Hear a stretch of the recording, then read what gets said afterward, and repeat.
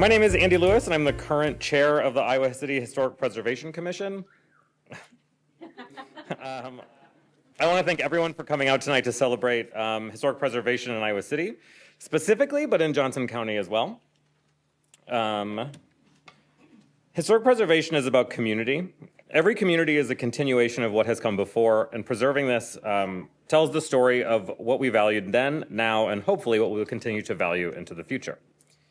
The Commission exists to keep the buildings and spaces of the city, the physical representation of our past, intact so they can continue to remind our community what we stand for and what we hold dear. We see it as our duty to preserve these spaces for generations to come. Historic preservation is also about conservation. Every year, just under 20,000 tons of construction waste is sent to the Iowa City landfill. The Commission sees its effort as also reducing this waste by identifying the value of our existing structures and protecting them by finding ways to preserve them, rather than destroying and rebuilding with materials that will not last. The Commission recognizes that progress is often seen as the other side of the proverbial coin, pulling us away from a past that may no longer suit the community or some of the people within it. The Historic Preservation Commission sees its existence as one that ensures that a balance is struck between progress and preservation, attempting to move forward in a way that doesn't have to include destruction. The guidelines that ensure this balance allow us to maintain a sense of place and community identity so that we can move forward while also respecting the past. It is for these reasons that the Commission's work plan has included pursuing landmarking of properties and investigating and marking oft-forgotten or oft-erased histories of the city, such as the Hispanic community that used to live in Oak Grove Park off of Page Street. These goals will enable us to not only preserve the history for the future, but also challenge frequently held beliefs about the makeup of our city.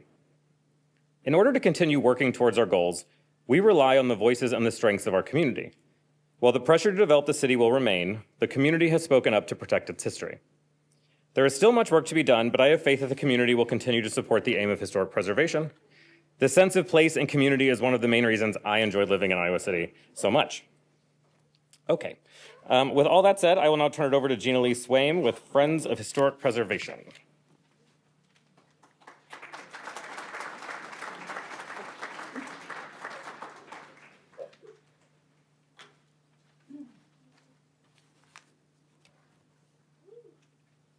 Hello, my name is Gina Lee Swaim. You were right. And I'm on the board of Friends of Historic Preservation, which is a local grassroots nonprofit. I've asked for a few moments on the program.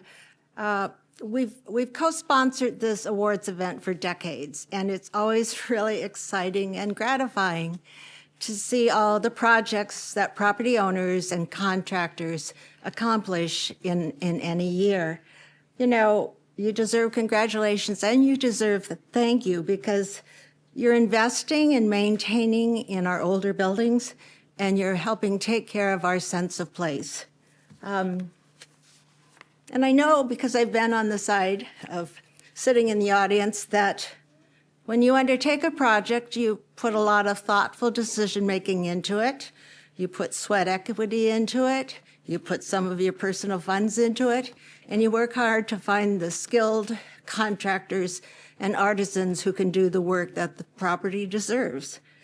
You're part of an ongoing historic preservation movement nationwide and here in Iowa City and Johnson County. Now, some of you probably know that preservation took root in the nation and here in the 60s and 70s.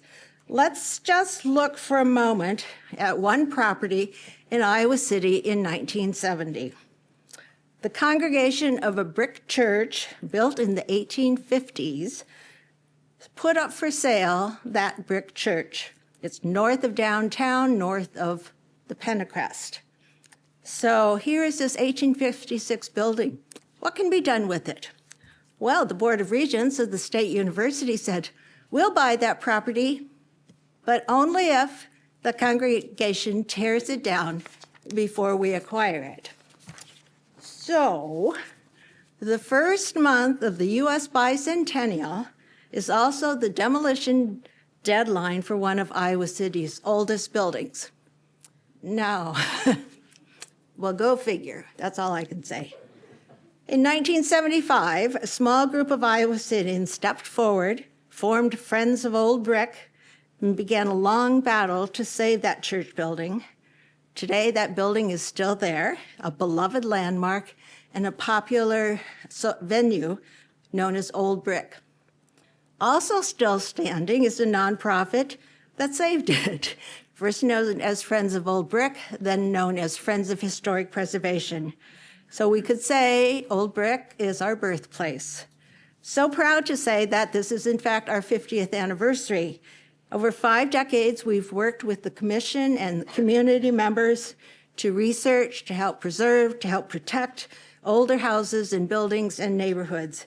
And we've educated the public about the significance, the history, the economics, the meaning, the wonder sometimes of old buildings and neighborhoods. They get torn down, they go away, they don't ever come back. So cherish what we have here in Iowa City. These places matter to so many of us. Many of you have heard about or joined our most recent community-wide campaign working with the commission to save another historic brick building. This one dated to 1875. Its current uses are apartments, a laundromat, and Polly-Ice Pizza. I'm talking, of course, is a building now known as National Hall, which was saved, which we worked hard to save because of its rich immigrant history, its business history, and its architecture. We worked with community and with broad public support of people who showed up and spoke up, and we convinced the city council to landmark that building, so it is now protected. So advocacy, you see, yes. Thank you all. Advocacy is one part of our Friends mission. Another part is education. And the board of directors has put together a list of some public education events for this, our anniversary year, and I want to just mention a few. We'll have a program on the Iowa City Airport Terminal. It was completed in 1953. Its unique modern design is credited to local architect Henry Fisk. The terminal holds an interesting story about Fisk and local transportation history. Another project is neighborhood and house tour, something we used to do before COVID, and now we are resuming, I'm happy to say. House tours allow you to get up close and personal with old buildings. You get to hear old, intriguing, fascinating stories about the people who lived there, while absorbing the sense of place that a neighborhood has in the architectural heritage and what it may mean to you without you're ever really thinking about it. Also this year, for the first time, Friends is offering scholarships for 3 days of training on window restoration, a much needed skill in Iowa City. And the training is by the nationally known preservationist Bob Yap. Another project is a workshop on installing a salvaged wood floor by Mike Haverkamp, who, if you know him, he knows every technique and is a great presenter. So we're all about cultural, economic, and environmental benefits of preservation. And we know not every old building can or should be saved.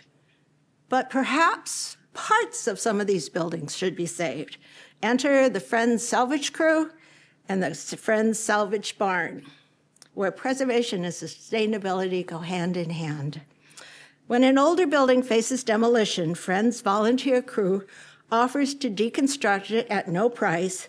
It salvages the old house parts like doors, balusters, newel posts, doorknobs and hardware, light fixtures, and thousands of linear feet of flooring. These components, we know now, cannot keep going to the landfill. That is really messing up our poor old planet. They still have value, appeal, and usefulness. So what we save in deconstruction, we sell at our salvage barn, along with a lot of material and items donated to us. So come shop at the salvage barn. If you never have, it's out by Restore on Scott Boulevard. We're open Wednesday through Saturday. If you're repairing an old house, you'll find that missing piece of trim. You'll find things to add character or charm to a newer building, or you may find something very unusual or odd, or something that makes you remember your grandparents' house, and I bet you'll find something interesting to do with it. We also have at the Salvage Barn our tool library, where if you join Friends, your membership gives you access to the tool library where you can check out power tools and hand tools. We would love to share our story and mission with community groups, service groups, and such. So if you represent such one and you're looking for program ideas, give us a call, please. We credit our 50 years to community support and to the dozens of board members over the decades. Thank you for that. Being on our board is interesting and important community work, and sometimes great fun.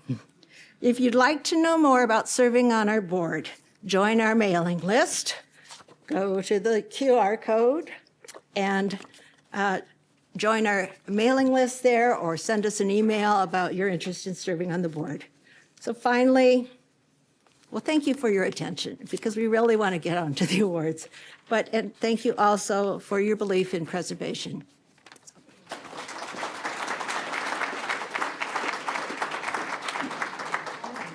Lots of these, so please pick them up.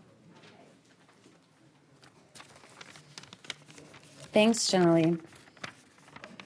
Good evening. My name is Jordan Sellergren. I am a member of and the former chair of the Iowa City Historic Preservation Commission. And I'm here to present the awards in painting and exterior finishes.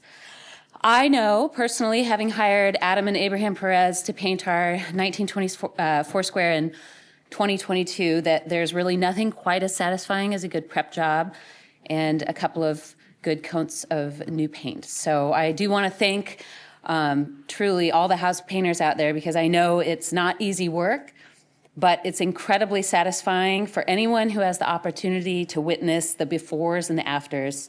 And it really uplifts neighborhoods and makes a huge difference. And I want to thank all the homeowners who are investing in protecting their homes, and remark that it just never really ends, does it?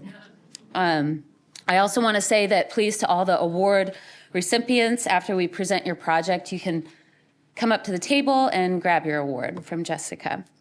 All right, beginning with the first award, 431 Brown Street. This is a 1920s Foursquare owned by Devin Redmond and Lynn Simmons. It's located on the corner of Brown and Van Buren on the north side of Iowa City. When, as it eventually will, the cedar shake siding began to fade and to flake, Redmond and Simmons got bold and decided to take on the project themselves, which is no small task. But since being a teacher comes with the convenience of summers off, Redmond just went full in and dedicated her time to prepping and staining the shakes and spending mornings through evenings immersed in sunshine, scraping, staining, podcasts, playlists, and anything else necessary to bolster spirits during grueling work. The choice to stain rather than paint the cedar shake siding was made primarily because it tends to last longer, and stained cedar ages very gracefully.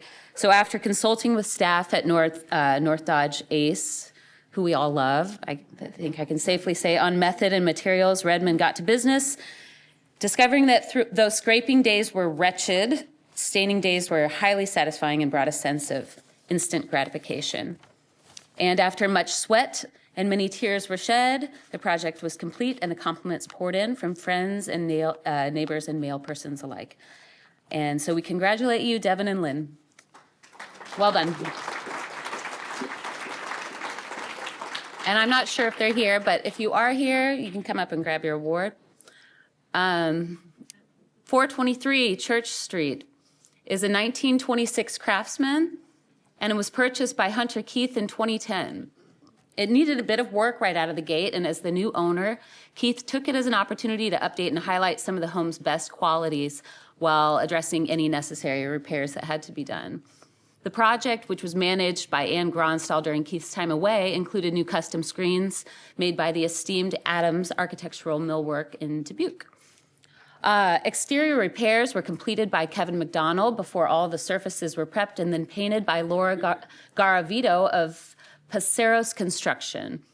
Naturally, a paint update presents an irresistible opportunity to experiment with new exterior colors, and in this case, to show off the Craftsman to those traveling along its east-west thoroughfare of Church Street.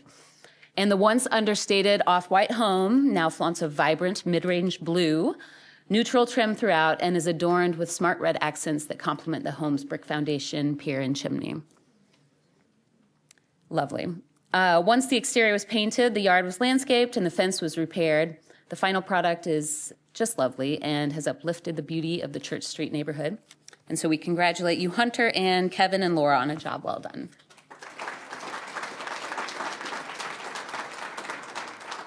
And if anybody is present, we do have your award up here. Awesome.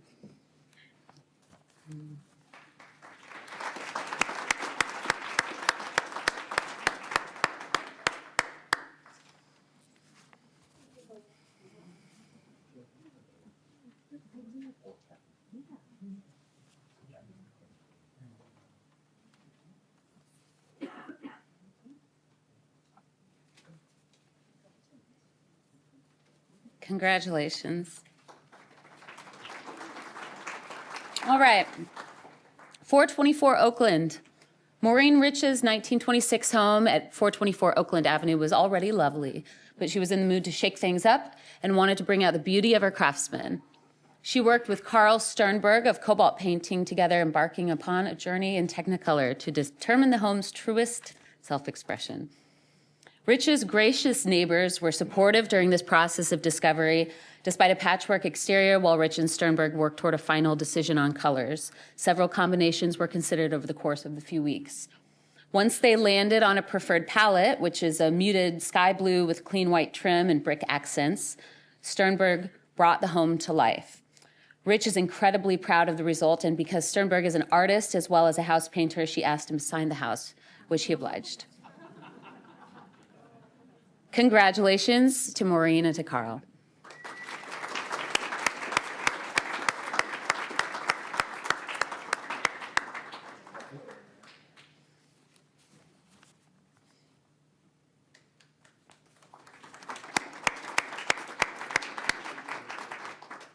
All right, 718 South Summit Street. Hiding behind those beautiful dappled birches, is my guess, I'm not sure. In 2023, it became evident to Ollie Val and her fiancé Mihalis Diamantis that it was time to scrape and paint their 1896 house. And is that right? 1896? Wow. And its large two-story carriage house at 718 South Summit Street. The light creamy tones that had been painted over 2 decades ago simply needed a refresh. The couple hired Alexander Ostempenko, I believe I have that somewhat good, okay. For the prep and painting, they found inspiration for the colors in the home's beautiful landscaping, taking into consideration which colors would have been historically available. In this case, they went with a sage green for the body and off-white trim. Accents such as storms, front doors, and columns on the enclosed front porch were lipsticked in brick red. We do love how this project turned out, especially in the autumn when the surrounding foliage complements the neutral tones and dapples the exterior with sun. And many congratulations to Ali and Mihalis on completing the exterior of your beautiful home, and to the painter, Alexander, for your good work.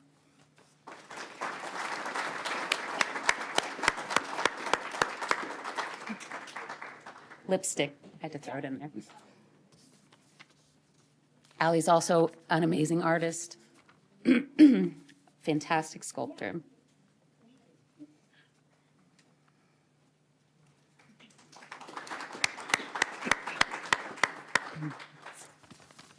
All right, 1024 Woodlawn. You just met Jenna Lee from Friends of Historic Preservation. Jenna Lee and Jim Swaim's 1885 Woodland Avenue house. Did I get that right? It's Woodland Avenue, yes. Was dearly in need of new paint. The 2006 tornado that it had taken out several large shade trees on the south front facade when it barreled westward on Iowa Avenue. Many of us remember. I was actually not living in Iowa City, but I heard all about it. The loss of shade that once protected the house from UV rays resulted in the dark gray base color fading into, according to the Swaims, a mysteriously splotchy light gray. The couple hired Iowa City house painter Dan Davis, along with his crew, David Murray and Sky Carrasco, to do the work, which included some minor carpentry repairs before the prepping and painting began. The Swains didn't go too wild, using the same base and trim colors, dark flint gray, with almost a hint of dark sage. I don't know, am I wrong about that? And a custom gray-beige mix they called putty.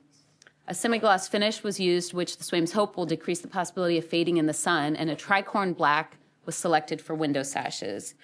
A rich plum finish was applied to the front door, and it's absolutely beautiful. The Swains report that they're thrilled with the update, and many congratulations to you, Jenna Lee and Jim, and to Dan Davis and your crew for good work.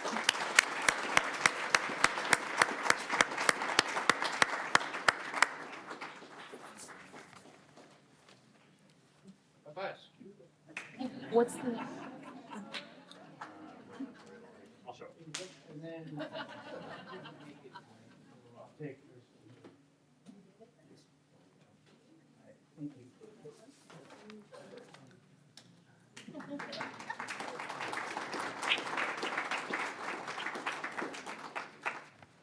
So I am Christina Reynolds, and I am a member of the Historic Preservation Commission, and I have the honor tonight of presenting Residential Rehabilitation Awards. If you ever want to test a relationship, take on a residential rehabilitation project. So our first home that will receive award is 504 East Bloomington Street. The 1880 George and Helen Hummer House at 504 East Bloomington was locally landmarked 5 years ago. Longtime owner James LaRue had lovingly cared for it over the years, but he knew it was time for a couple large projects last year. On the north side of the house, the concrete paving had pushed into the base of the brick wall, causing the wall to buckle, bricks to fail, and mortar joints to expand. The side walls of the cellar door entry were collapsing, and the door was rustled out. A nearby corner had been inundated by water from a downspout for many years, and the bricks were slowly dissolving. James called in Tracy Evans of Evans Masonry, who rebuilt the rear wall and cellar door entry. Tracy reused most of the historic brick and matched the joints and detailing of the historic wall. As with any good mason, it is difficult to tell that he had been there at all if you forget about the collapsing wall. L&P Concrete and Construction poured a new step and sidewalk adjacent to the new work. Tracy also worked on several locations on the rest of the house where joints had failed or had been improperly repaired in the past. This house is also known for its ornate leaded glass doors and transom. As the main entry for the LaRue law firm, these doors are well used. The leading was beginning to open up, and some of the stops holding one of the panels deteriorated and began to fail. Thayer Glass Works reset the window, restoring the beauty of these glass panels. Congratulations to James LaRue, Tracy Evans of Evans Masonry, Thayer Glass Studio, and L&P Concrete and Construction.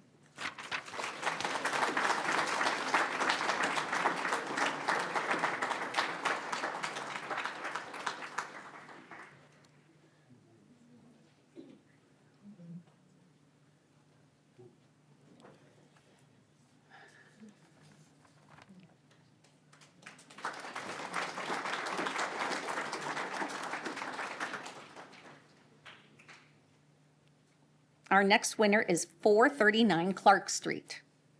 When Christine Bricker and James Merchant set out to work on their home at 439 Clark Street, they had one goal: return the house to how it looked when it was built in 1929. This goal required several steps. The first project removed a large deck that spanned the back of the home and built a cellar door that had been hidden under the deck. Next came the removal of the house's metal siding, which was recycled by ABC Disposal. The original crown molding and caps were then revealed, but on only one window. Fortunately, Warren Hanlon of West Branch was able to use these original pieces to replicate trim for the house's other windows. Then David Murray did the installation work, which included mitered returns and replacing corners of siding that had been removed when the deck was installed. Attention then turned to the front of the house, where Jesse Lenz of Lenz Carpentry rebuilt the stairs. He also rebuilt the stairs at the back of the house and added a railing there. The railing for the front stairs was built by Hawkeye Weld and Repair. Around this time, important details started to fall into place. Homeowner James replicated original porch skirting, while homeowner Christine did some serious internet search to find replica Palmer bricks for constructing a missing porch pier. That's dedication right there. James picked up the bricks from Indiana while on a business trip. Other internet searches led to Portland, Oregon, house numbers, a period-appropriate mailbox, and a full porch light that matched an existing half that remained on the house. Scott Ahrens from Acoustical Painting brought the restored house to life by applying Benjamin Moore colors, Tate Olive, Georgian Black, and natural wicker. Furthermore, the yard was rejuvenated with help from Harvey Ireland of Custom European Landscaping, Midwest Tree and Brush, and John Bricker. Moving forward, Christine and James planned to restore the house's original windows and replace the metal storm doors with period-appropriate wood storm windows. Congratulations to Christine and James and the crew who worked on 439 Clark Street, including Warren Hanlon, David Murray, Jesse Lenz, and Scott Ahrens of Acoustical Painting.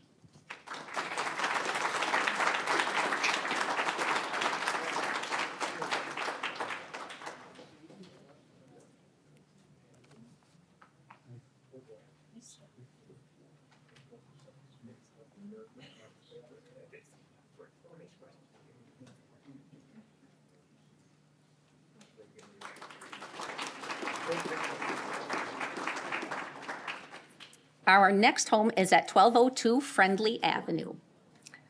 Danita and John Grebner's home at 1202 Friendly Avenue is a Moffett house, one of the small houses built by Howard Moffett in the 1920s through the 1940s as a side enterprise to operating Triangle Auto Supply.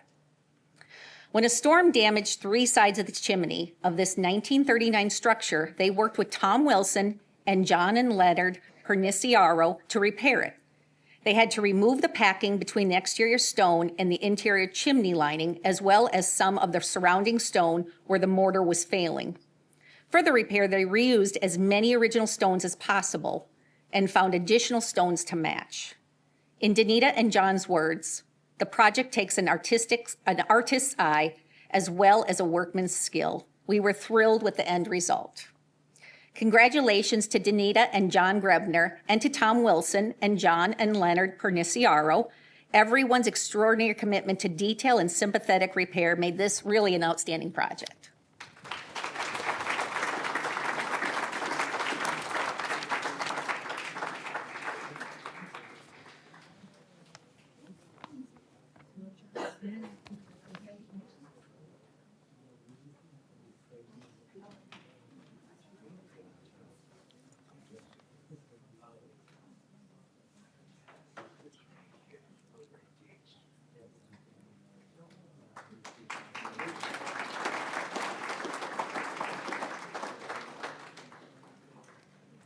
Our next house is 521 South Governor Street. In July of 2023, Jack and Donna Brooks experienced a small exterior fire on the south side of their 1873 Colonial Revival home in the Governor Lucas Street Conservation District. Fortunately, the damage was minimal and no one was injured. Once the proverbial smoke from the ordeal cleared, they discovered original cedar beveled clapboard or lap siding underneath the melted vinyl. Donna performed extensive research on the house, which inspired them to undertake an extensive exterior rehabilitation. They were thrilled by the opportunity to remove the historically inappropriate materials from the primary structure, including vinyl siding, shutters, fascia soffits, and vents, and aluminum window trim to reveal, restore, and preserve the original wood features underneath, including siding window casings, drip caps and sills, soffits, fascia, and vents.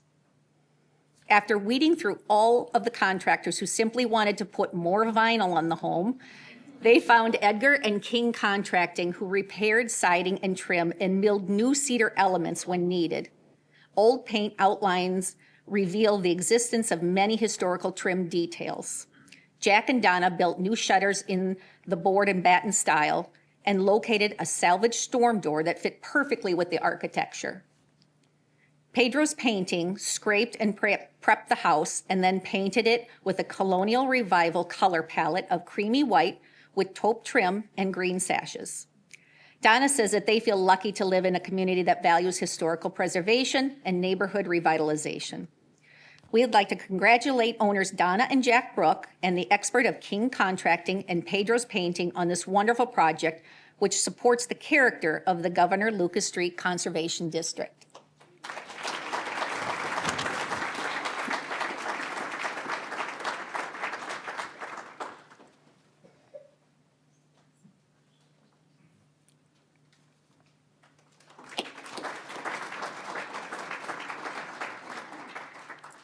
Our next house is 640 South Lucas Street. Mary Ann Mason's bungalow at 640 South Lucas Street had a rear porch that was beginning to deteriorate, mostly because of more recent replacement materials. Replacing it would also provide her the opportunity to enhance the historic character of her 1920s home. The new porch design would replace the beadboard sidewalls that had been added at a later date with the open balustrade. The porch piers would be set on new footings, and the 4x4 posts would be replaced with new 6x6 posts wrapped in cedar. Mary Ann worked with Mark Pooley of Frontier Carpentry and Woodworking for this project. He also installed new fir flooring, added appropriate skirting along the north and south side, and built new stairs. The result is a lovely addition to this home in the Governor Lucas Street Conservation District. Congratulations to Mary Ann Mason and Mark Pooley on their excellent work.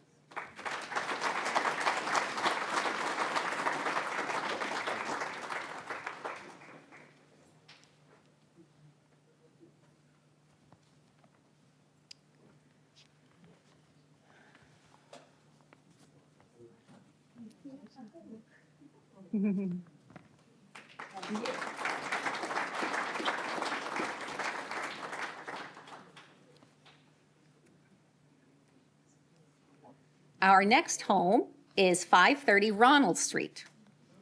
530 Ronald Street is a folk Victorian house built in 1878. It had fallen into disrepair until former owners in the 1990s began the home's restoration.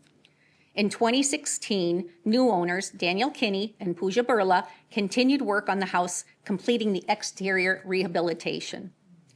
Daniel and Pooja worked with Jason Schilling Construction from Riverside on all of their projects. Jason worked to reincorporate portions of original materials whenever possible. Contributions included replacing areas of weathered and rotten siding and exterior crown molding, repainting weathered portions of the house in the historic color scheme, and reintroducing salvaged historic decorative transom windows. The house's deteriorated front porch was also rebuilt to its circa 1910s modification.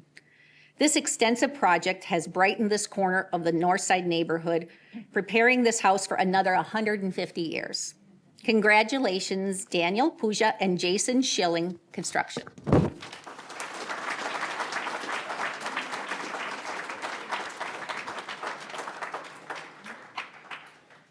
And they're my neighbors too, so.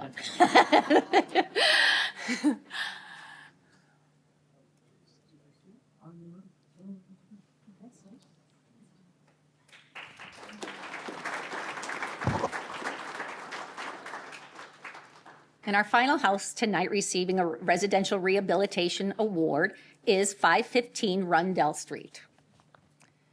Built by Howard Moffett and Ray Blakesley in 1924, 515 Rundell Street is one of the first houses built on its side of the street. When Leah Bolt purchased the house, she knew it had suffered from deferred maintenance, and so she undertook an extensive interior and exterior rehabilitation. Ron Easton of Easton Construction replaced the home's cedar shingle siding and much of the subsheeting. Window trim was also repaired and replaced where needed.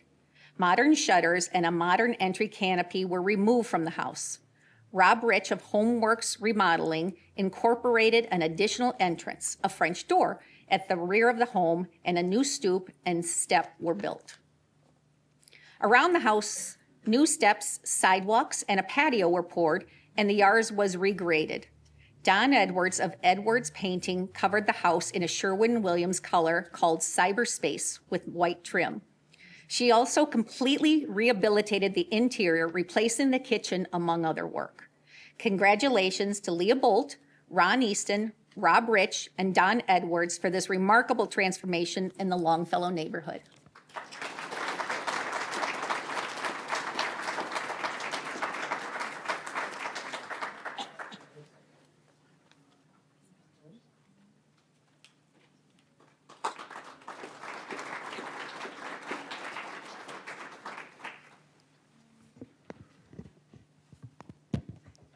All right. Good evening, everybody. My name is Margaret Beck, and I serve on the Historic Preservation Commission.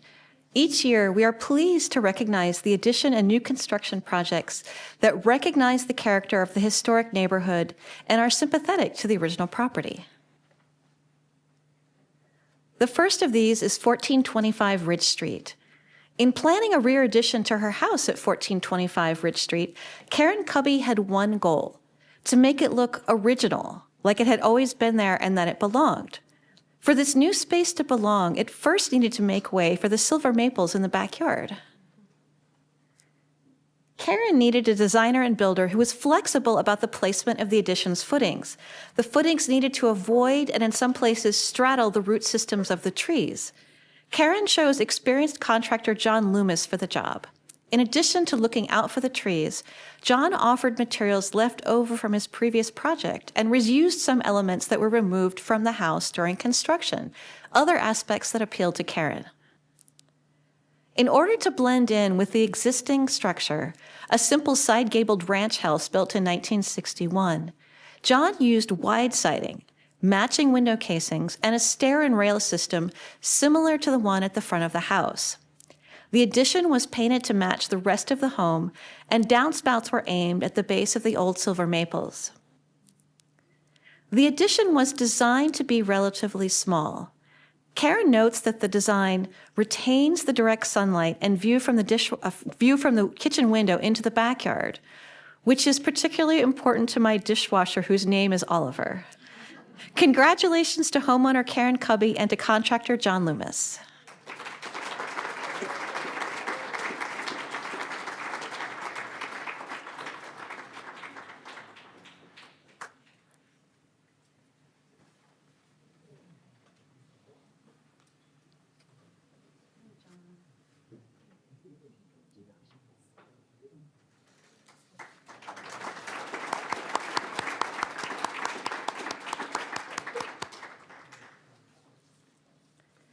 The second home in this category is 724 Ronald Street. New construction in a historic district is pretty rare. To have that new construction become an affordable rental home that is energy efficient and part of a student build program is entirely unique in this area. The Housing Fellowship, as property owner, partnered with the Iowa City Community School District, the Greater Iowa City Home Builders Association, and the city to meet these goals at 724 Ronald Street. Historically, this full lot in the Brown Street Historic District had a small house that had been heavily altered and extremely deteriorated, and it was removed. The Housing Fellowship acquired the lot. It was split in half to construct two homes that they could rent to larger income qualified families. Architect Martha Norbeck designed the house to fit within the neighborhood of two-story vernacular cottages, with a design similar to a historic I house. It features large windows letting in natural daylight, a symmetrical facade with a side-gabled roof. A one-story projection on the rear of the house is similar to many one-story kitchens on historic houses. As with Martha's other projects, the house was also designed to be energy efficient and achieved gold certification from the U.S. Green Building Council. This house brought new construction to an empty lot in a historic district. It also provided affordable rental housing and was energy efficient while training the next generation of potential contractors. G.T. Carr from Supple's Building and Remodeling served as project manager. John Reynolds from the Iowa City School District served as instructor. Students completed the project from start to finish, learning important aspects of many trades. GT and John worked tirelessly on this project, as I'm sure the students did too. We cannot be more proud of the work done in our community for our community, and we look forward to the completion of their second home on the other half of the lot next door. Congratulations to the Housing Fellowship, Martha Norbeck, GT Carr, and John Reynolds.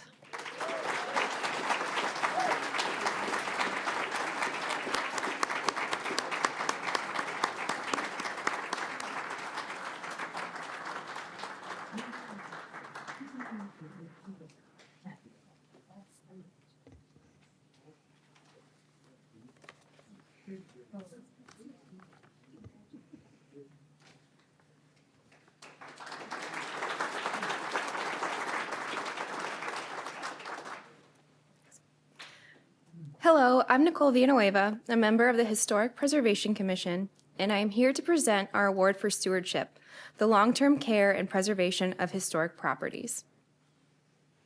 This year, we are recognizing the Northside Neighborhood Association, which was formed in 1989 as a reaction to Mercy Hospital's proposal to install a helicopter landing pad. The history of the association is intimately connected to the history of preservation in the neighborhood. The association and its membership have led the development of historic and conservation districts. Doug Russell was instrumental in the formation of the Brown Street Historic District in 1994. Judith Pascoe led the development of the Northside Historic District in 2009. Mike Wright took on the leadership for the formation of the Goosetown Horace Mann Conservation District, in addition to members leading the charge in these and other districts.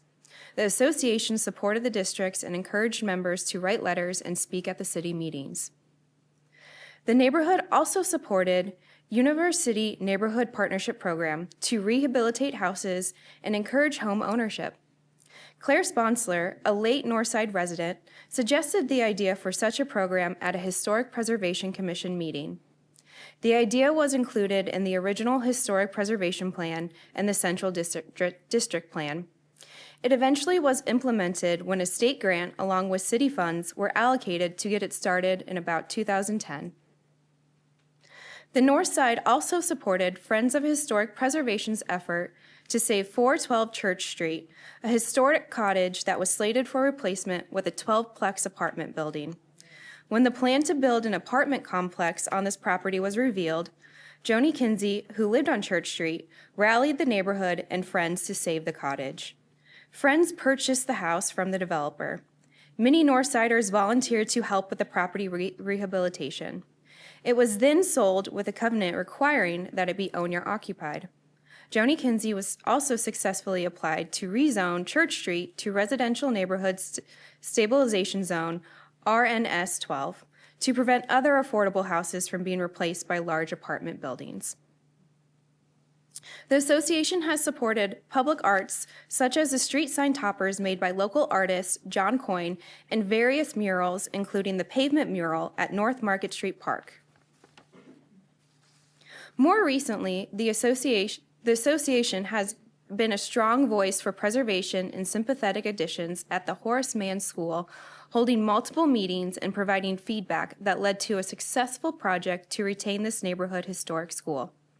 And finally, the association, with former Mayor Jim Throgmorton, providing leadership, successfully worked to get local zoning laws changed to limit heights in the RNS 12 zone to 2.5 stories rather than the previous 3.5 stories. For decades of service to our neighbors, we award the Northside Neighborhood Association with our award for stewardship. Thank you for your assistance and leadership.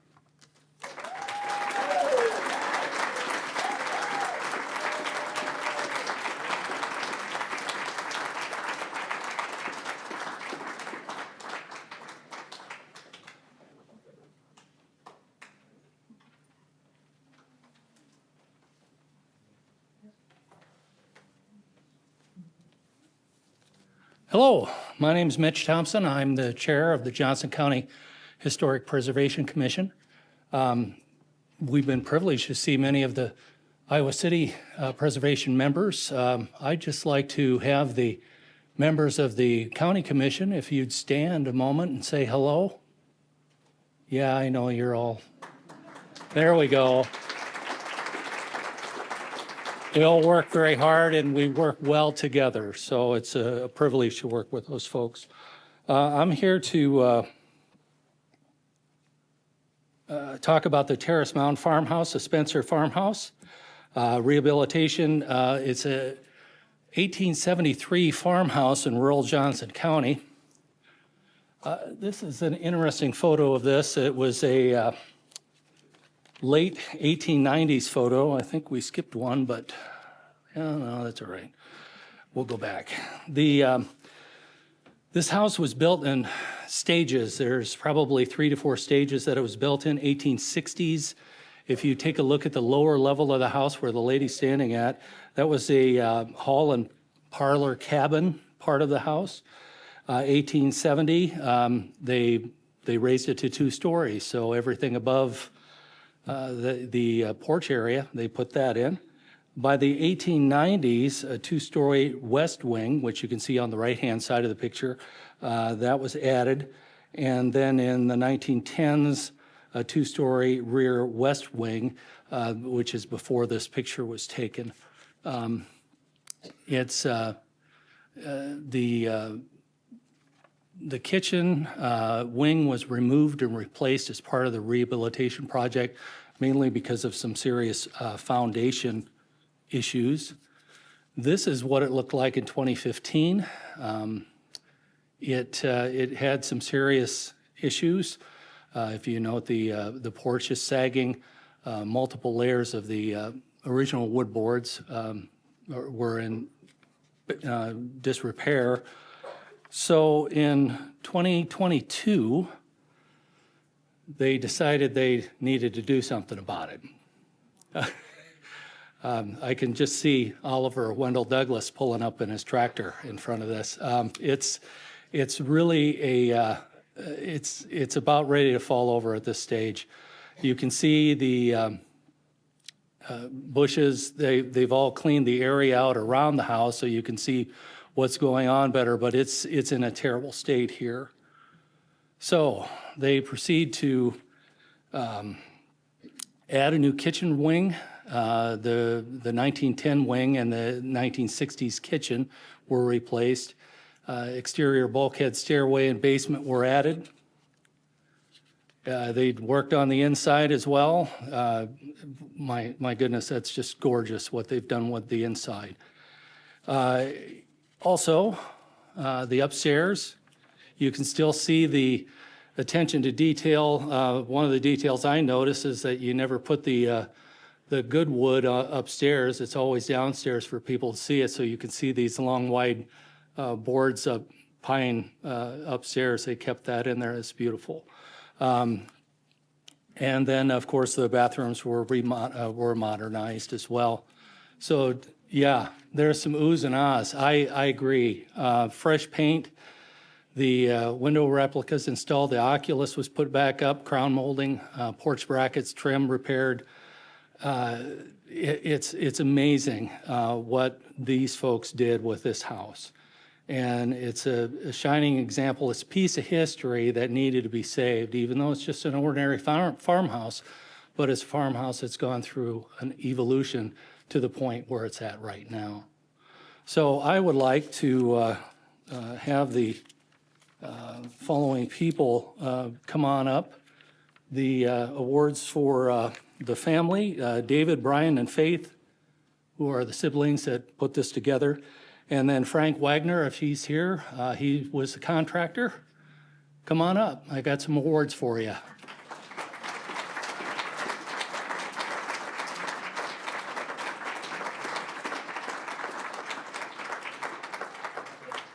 Okay. Oh, Frank, thank you. Absolutely. Thank you. Good to see you. I'm fine. I won't bite. There you go. Thank you so much. Thanks, Rick. From grateful county. Okay. I'm going to call Andy Lewis up. Thanks for your attention. And he has a few closing words to say. Not much to say, actually. That wraps up tonight's ceremony. Congratulations again to everyone who won. Again, your work does not go unnoticed. Obviously, we hunt you down and tell you we're giving you awards. So thanks for coming out tonight. I hope to see you guys next year.